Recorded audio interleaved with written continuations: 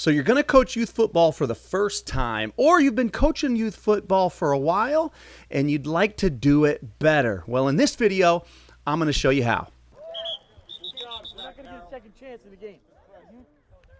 While the human brain has a ridiculous capacity for learning, we're limited to the number of hours we can devote to any one subject. I personally know very little about tax policy, car maintenance, or investing. But that's only because I've never taken the time to learn it. Knowing coaching and knowing a sport well enough to coach it is just such a topic. If you've never taken the time to study how to do it well, you're a beginner. But you love your little one, they're going to play football, and the team needed a coach. And you love football. Who doesn't, right? You're also smart enough to know that you could take a few pointers. I know that because you're taking the time to watch this video. Well, I'm confident I can help. Not because I'm any sort of coaching genius or any sort of genius at all, but because I've dedicated over 20 years of my life to trying to learn the art of coaching and learn football as well as I could. My goal is to condense the idea of high-level coaching into one easy-to-use guide so that you can have the best year possible. Buckle up, because this year is going to be fun. Sometimes. When it comes to coaching any sport, you have two things to learn. Number one, you have to learn the art of coaching. That's relationships and dealing with adversity and motivating youngsters. And on the other hand, you have to learn the ins and outs of the sport. When it comes to football, that's learning scheme, which are actually much more complex than you would think if you've been watching football your whole life. You have to learn discipline, and how do you teach that? How do you hold kids accountable to that? You've got to learn both, and you can't learn them all right away, but over time, you'll get better and better on both sides. Let's talk briefly about the coaching side, learning that art of coaching. Learning coaching is attracting kids to the sport. How do you get kids out? Because football is, and a lot of sports are, it's a game of attrition. How do you get the most number of kids that gives you the best chance to be competitive? Coaching is encouraging kids. Whether they have talent or they have zero talent, you've got to find a way to encouraging them. You got to practice enough to be good, but not so much that they hate life. You've got to be a planner. Coaching is planning. From the minute they step out of mom and dad's car to the minute practice is over, you've got to have it all planned out. Here's the hard part, keeping your emotions under control during games. It can be easy when things are going well, but listen, when things are not going well, you've got to keep your head screwed on. And along with that, staying positive with the kids while they're losing. It can be very easy to begin to chew kids out. Coaching is adding energy to the environment, especially when it's hot out, you're at practice, you're bored, they're bored. You've got to bring energy. And last but not least, don't forget, coaching is communicating with parents. Let's talk about talent. I love this quote here by Michael Jordan. Talent wins games, but teamwork and intelligence wins championships. Well, I wanted to use this slide just to tell you, or warn you, I should say, that talent is going to dictate the bulk of your year. The younger the football team, the more talent plays a part. If you have great players, you're going to win a lot of games. And if you have zero talent, it's going to be a long year. Brace yourself. But a good coach wins a ton of games when he has talent and keeps morale high, and tries to keep games close when he has no talent and keeps morale high. You can't control who gets out of the car and comes to your team, but you can control what you do while you're at practice. Now it's time to find coaches. Where are you going to find assistants? I highly recommend doing everything you can to find at least 2 assistant coaches. Now, you can look anywhere for these types of people. It could be other parents. It could be a good friend of yours, whether they have football experience or not. It could be a son or a daughter. It could be your wife. I put seriously there in quotes because my wife once helped me for a 2-week period while I was waiting on someone else that could fill the role. Or a current or former high school player. All these are great options for finding a coach. You do not have to have someone with this great pedigree. You don't have to have someone who played football before or even someone who loves football. You need someone who's willing to follow a plan. There are so many resources available online that as long as you're willing to put in the work to look them up, write them down, and go execute very specific drills, you could coach football. Well, now that you've decided to coach, you've braced yourself and prepared for learning, you've found a few people to help you, now it's time to choose some schemes. You do have to choose some special team schemes. I recommend sticking with one scheme for each special team, and then you get to choose your offense and your defense. Brace yourself. I know now you're all starting to picture yourself as the next great coach. Super creative, lots of great ideas, unstoppable. I know you're thinking like that because I think like this every single offseason. I fight the urge to see myself as the next great thing. You don't have to be the next brilliant mind, the great mad scientist. Instead, I would recommend picturing yourself more like this guy. Just be the good dad that will pull out the instructions, do exactly what they say, and you have a very good chance of putting a good product on the field. And keep in mind, your athletes do not play on TV. So there's a good chance that your best schemes that would fit your kids the best won't be found on TV. Saturdays and Sundays are so fun for entertainment, and they're even fun to steal an idea or two. But you've got to know, these are the best athletes in the world that play on TV. They have the best coaches in the world, and they dedicate more time to football than anything else in their lives. And though you won't be seen as the next great brilliant mind, and it might hurt your chances to be an NFL coach, simple schemes that were built for high school and youth programs are your best chance at playing good football week after week. Let's talk offense for a minute. Now, you can choose any offense you want, but I highly recommend going with a system. A system means you can find all the plays that are necessary to make an offense complete. There is such a thing as a complete playbook. A complete playbook has plays that will attack all of the parts of the field. Can you attack up the middle? Can you attack off tackle? Can you attack outside? And then, depending on your talent, can you throw the ball vertically? Can you just stretch it vertically? If your offense has those things, you have a complete system. And then you can start to add in little things like fake running right, but actually run left. I know that sounds almost generic when I say it like that. However, that makes a complete offense. And if you run it quickly and you run it without a lot of mistakes, you can be very difficult to slow down. These are my top recommendations for the best offenses for youth football. Number one, I would run the double tight, double wing. It is the easiest to coach with the least amount of experienced coaches. Second, and right behind it, is the single wing. In fact, that might be 1A and 1B. Both of these systems you can find online and run them at a high level. The next, I would have to just say the I formation. It's a very simple formation to throw out of. If you have a kid with a good arm and you'd like to throw some quick game, just like a little hitch or even a quick little fade.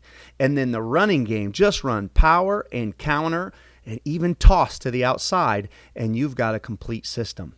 And last but not least, if you just can't help yourself and you're dying to be in the shotgun, well, don't just get in the shotgun and run everybody's plays that you saw last Saturday. Just feature jet, bring a guy in motion and give jet, and bring that another guy in motion or the same guy in motion and fake it to him, and the QB can keep it and run counter off of it. That simple 1-2 punch can really be tough to stop. Once you have an offensive system, a foundation, a base offense, as time goes on, you can begin to add little wrinkles, whether it's one trick play a week or it's one new formation. Just be aware, especially if you're fairly new to coaching, how many days it takes to get good at even one play. Defense. Now, this is my recommendation for defenses that you should play. Yeah, I'll go ahead and say should play. Now, I recommend these defenses because they have a very specific, a man named to be the force player. Now, a force player is the person in charge of making sure nobody gets outside of them, and they turn the ball back inside. Now, it's important to have a force player, a kid that knows I'm the one that has to stay outside, and everyone else knows I need to stay inside this runner. These three defenses have a force player assigned. In the world of youth football, it is essential to have one person in charge of turning it back in. When you watch football on any day, even on TV, and you see a huge run play get loose, it's usually because one person didn't understand that they were supposed to be inside and they went outside, or vice versa. Now, I personally would run the simplest 3-5-3, which will have a series coming your way for you to learn that system. This system is just difficult for youth players or any player, but at the youth and high school level is difficult for the offensive linemen to block. They don't see it a lot. But it also has that essential of two assigned force players, outside linebackers on the outside. If you don't want to run the simplest 3-5-3, I would go with a 4-4.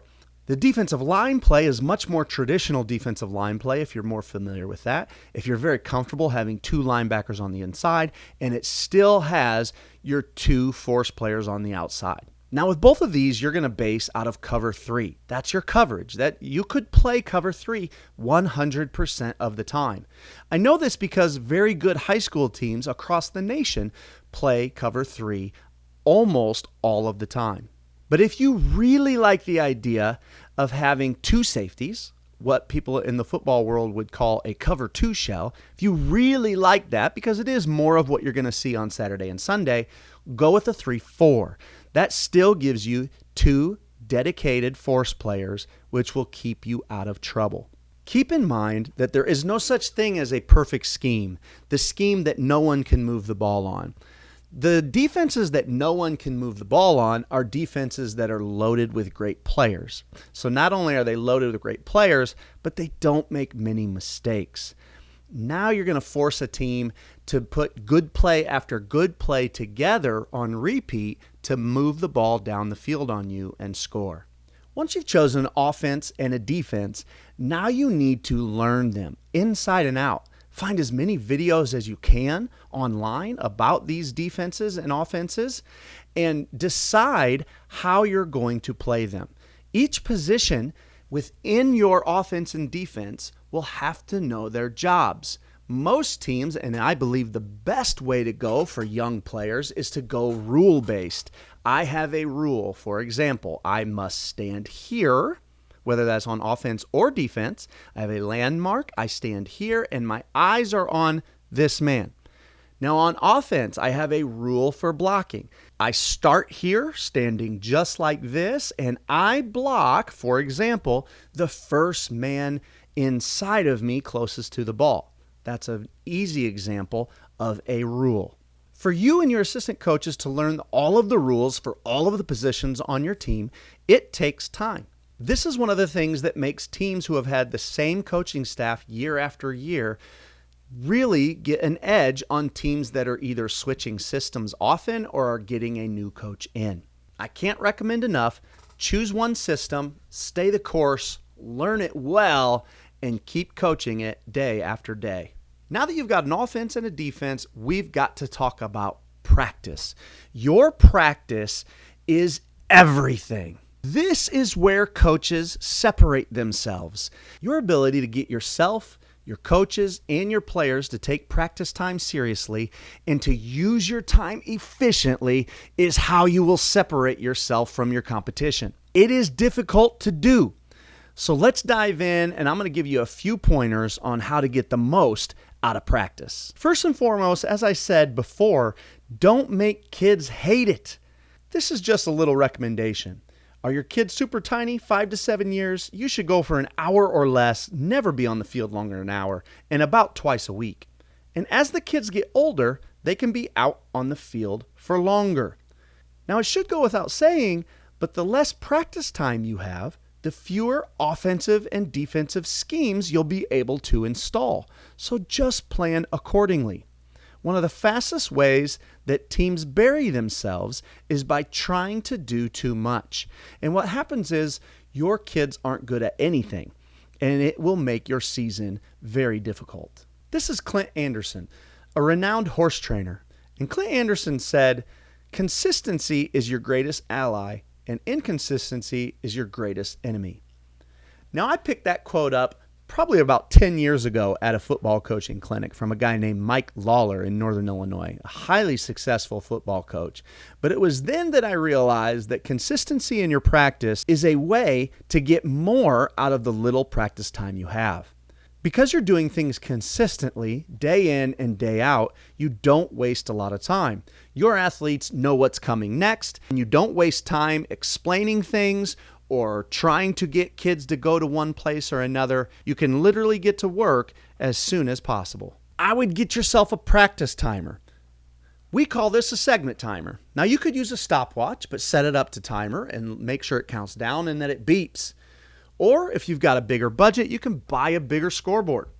I used the scoreboard there on the left for some years, and then my program invested a good amount of money to get a bigger one that we could mount on the side of the school building. A practice timer is necessary to keep you on schedule. If you do not have things timed, you'll be amazed at how quickly you will waste time. Wasting time at practice is your biggest enemy of success, so you must protect it at all costs. Get a segment timer, schedule your practice, and when the timer goes off, it's time to move on to the next activity. Let's go ahead and take a look at one of my practice plans. Now, you as the coach get to organize your practice however you would like.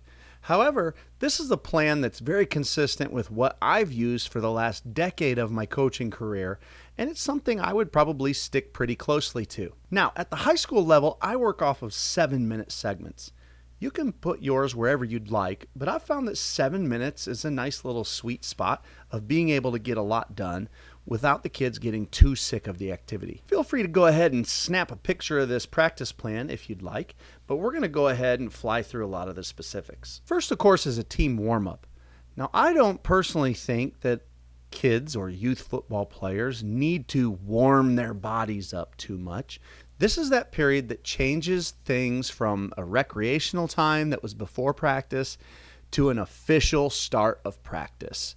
Everything we do is important. We must line up in straight lines. We must be in unison. We must make sure that we are communicating loudly and clearly. A good team warm-up is a great way to kick off practice because it gets the kids' minds into the right mode. Now, below I've linked up a quick example that was found right here on YouTube of a team's pregame routine. Feel free to use a small part of it or all of it, or to make up your own, but it's a good starting point. After we warm up, our period number 2 is going to be position-specific offensive time. Now, around the world, this is known as indie time, which is short for individual. In your individual time, you want to work on skills that are specific to that position. We're not talking about drills you do one time. You're trying to develop good habits. So during your individual time, things are going to look pretty consistent from summertime all the way to the end of the year. Let's go ahead and just look at the skills necessary for an offensive lineman. During these 7 minutes a day, we're going to work on the following things throughout the year. We're going to work on our stances. A great stance is essential to being a good football player, especially a great blocker. We're going to work on our first steps, meaning what does that first step look like and what do we want that first step to be on each play? Do we want it at a 45-degree angle and 6 inches long? Do we want it straight ahead and 9 inches long? We want to be as detailed as we can, and we want our kids to know their first steps. We're going to work blocking surface. Now you have to decide, are you going to be a shoulder blocking team or are you going to be a hands blocking team? And exactly how do you want those hands to form up and what are you aiming for on your opponent? We're going to spend time accelerating on contact. This is a skill that needs to be developed over time. Every human's natural reaction is to slow down on contact, and we've got to build the habit of speeding up once we've engaged our block. And last but not least, we're going to work on blocking in space, which means what do we do when the person we're supposed to block is far away from us and has a lot of room to move left or right. That's blocking in space, and it's a skill that's different than blocking a person that's right in front of you, so we need to practice that. I won't go into the specifics of the other positions, but I would say that a skill that is overlooked commonly at the youth and a lot of times even at the high school level is the skill of ball security. Rather than just telling your athlete how to hold a football, you have to practice it and again, develop a habit within your players that they carry the ball a very specific way, which is going to make it so that your team fumbles very few times. Now, during segment 3, we're going to just divide into 2 groups. We will have our offensive linemen or our primary blockers on one side of the field, while our running backs, the receivers, are on the other side of the field. During this time, our blockers are going to do what we call POA drills, or point of attack drills. We're going to work on repeat on the front side of plays, or the play side. Anyone that is to the other side of the ball is known as the backside. Now on the backside, we're going to work scoop drills. We don't scoop as often as we practice the point of attack, so I won't cover that, but I would take the time if I were you to look up scoop drills here on YouTube. Let's go to the point of attack. Drawn up here, we have a play that we ran that was known as belly. Belly was one of our base plays, and so we ran this point of attack drill almost every day that we were in pads. We would rep it against different looks. There on the left, you'll see that we are going against what's known as an odd front. There's a nose guard, and we would talk about how we're going to block it, and then we would practice blocking it, right? Put the kids in their stances, down set hit, run the play. We would talk about blocking angles, who we're going to, what does your rule say, who do you need to get to, what happens if that middle linebacker blitzes. And then we would switch the front, maybe over to even on the right, and we would run the play again. The better you get at this, the more often you could try blitzing a guy and ask your kids to pick up the pressure. Now, don't be fooled. This stuff takes a lot of time to get good at. As Butch Goncharoff out in Bellevue, Washington said, we're not going to rep it until we get it right. We're going to rep it until we cannot get it wrong.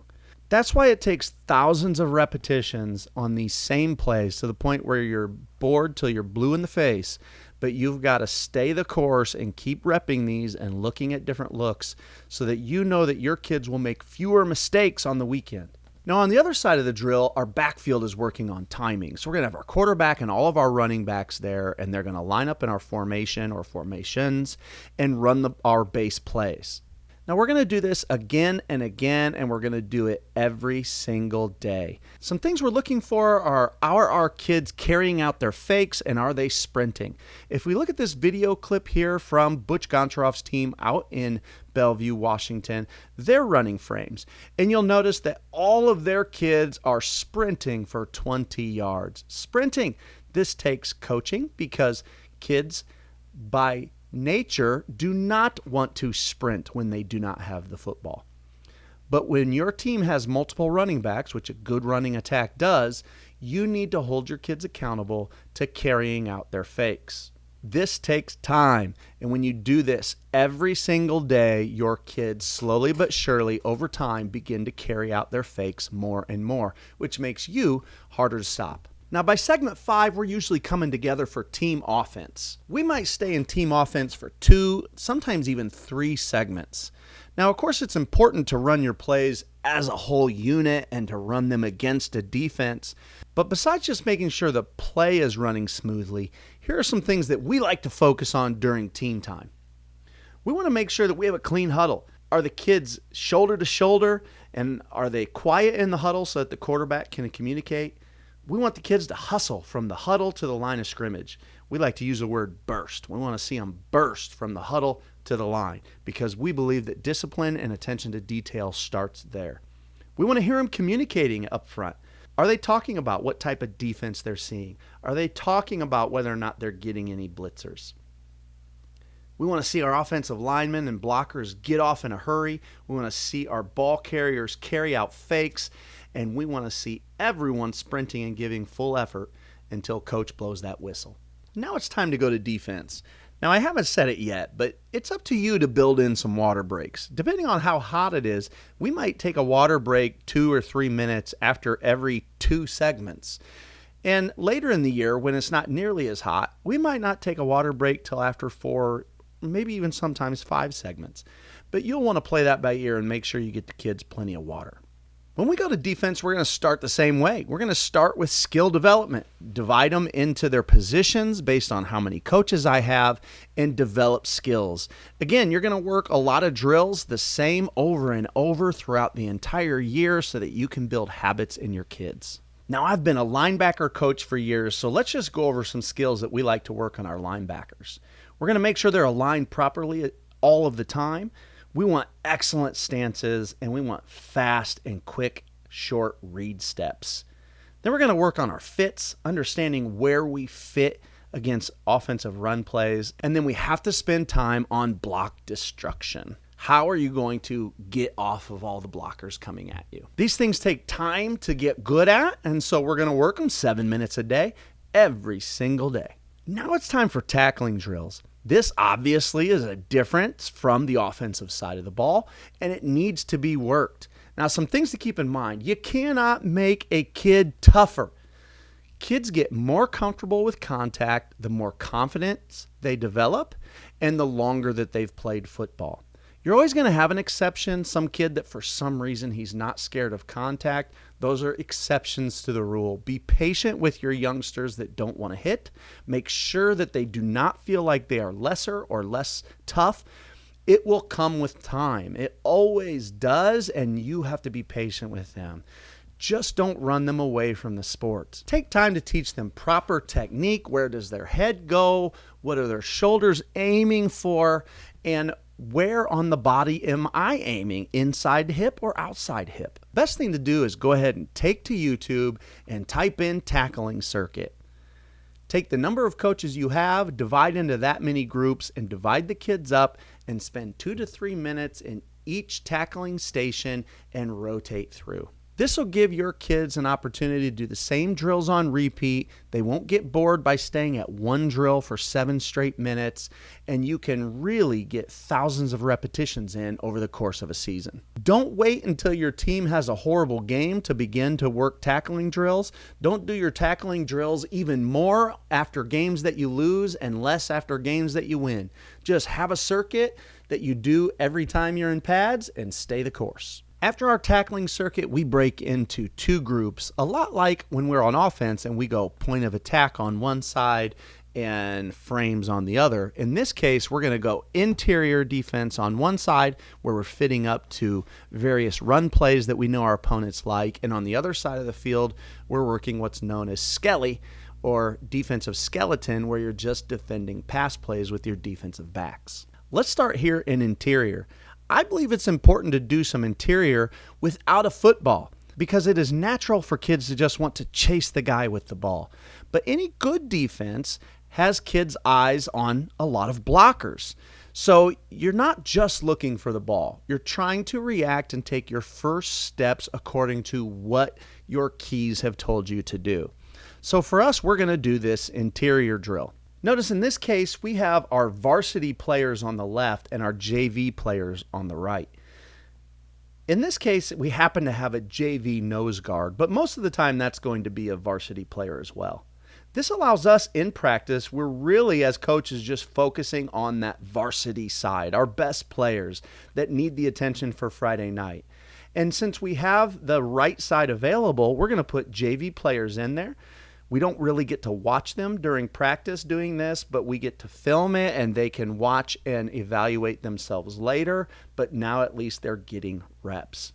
We're going to take our varsity left side versus just an offensive line, a running back, a quarterback, which in most cases is a coach, and we're just going to run a blocking scheme. We'll have a couple drawn up on paper, or we like to use a coach pad, and we're just going to show the kids a blocking scheme, execute the scheme. We want to see our linebackers and D linemen react according to what their key did. We usually do this drill for 14 minutes. The first 7, we've got our left side of the interior, and on the second 7, we've got the right side of our interior. Over the course of a year, we're going to get thousands of reps reacting to the same plays: power, counter, inside-outside zone, horizontal stretch, which would be an outside run play, like a toss, any play where they're trying to get to the sideline in a hurry. On the other side of the field, we're running Skelly.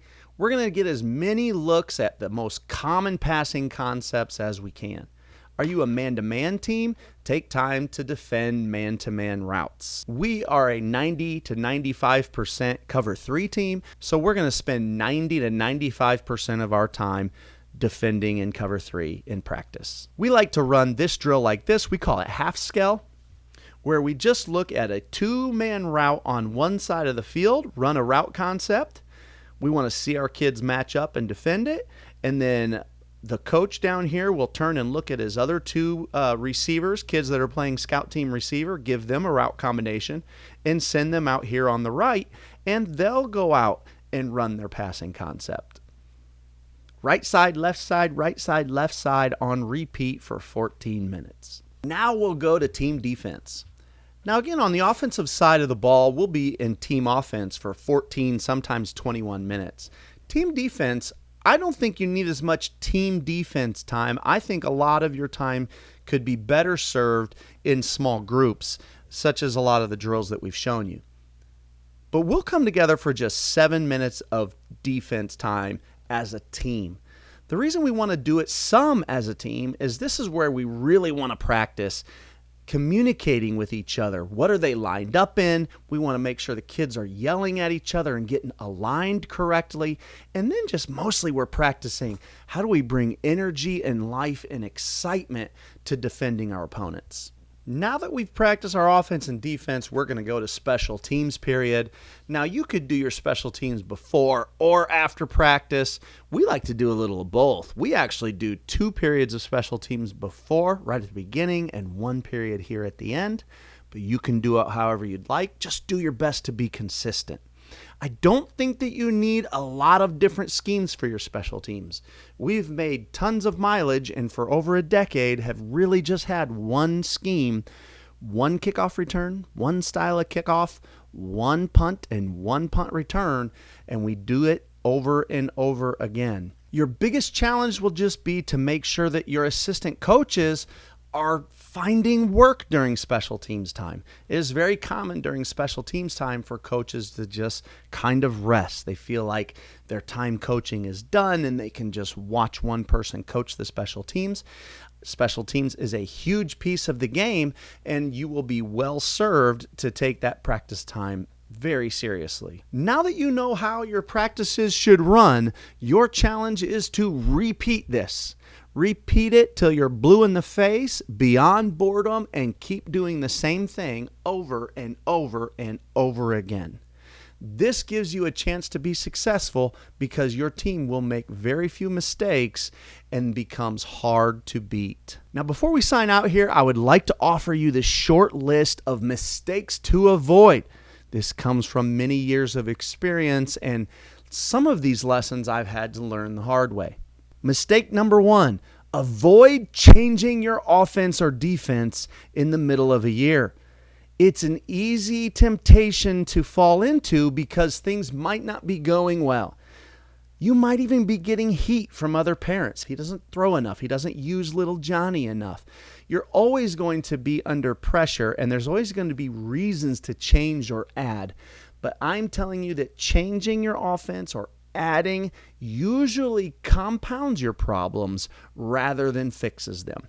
For the most part, you're usually struggling on the field because of mistakes that you are making. And changing gives your kids less confidence in what they're doing and actually leads to more mistakes. Your best chance this year is to stay the course with your original plan. Now, this leads me right into number 2, avoid changing the kids' positions. This is the same thing. It is easy, and honestly, you stay up late at night thinking about these things. What is my best matchup in organization of the personnel on my team? You are going to be tempted to move kids around, whether it's because you have one area of a kid that's really struggling and it's a weakness and you want to move a stronger kid there, or the other way around where you move a great kid and you have a kid that's really excelling somewhere and you want to move them closer to the ball.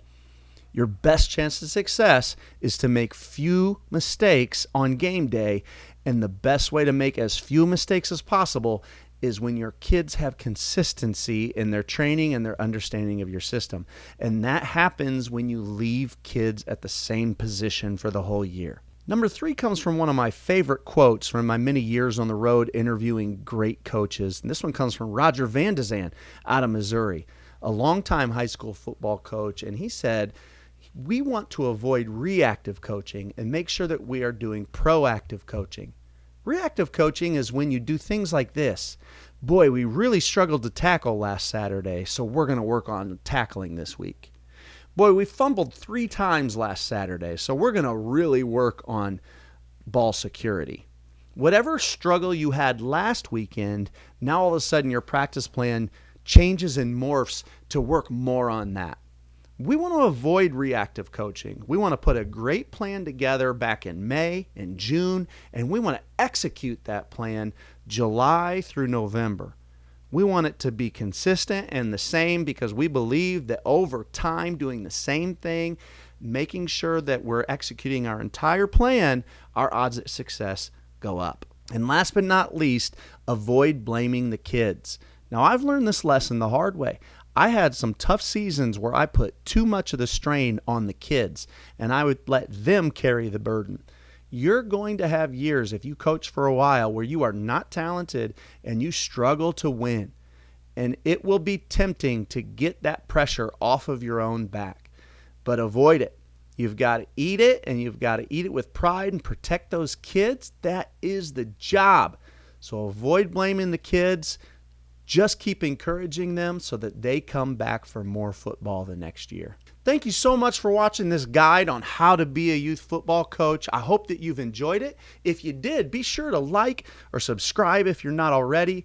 Comment below on anything you would add to this list, and be sure to stay tuned for more resources for your youth football team in the future.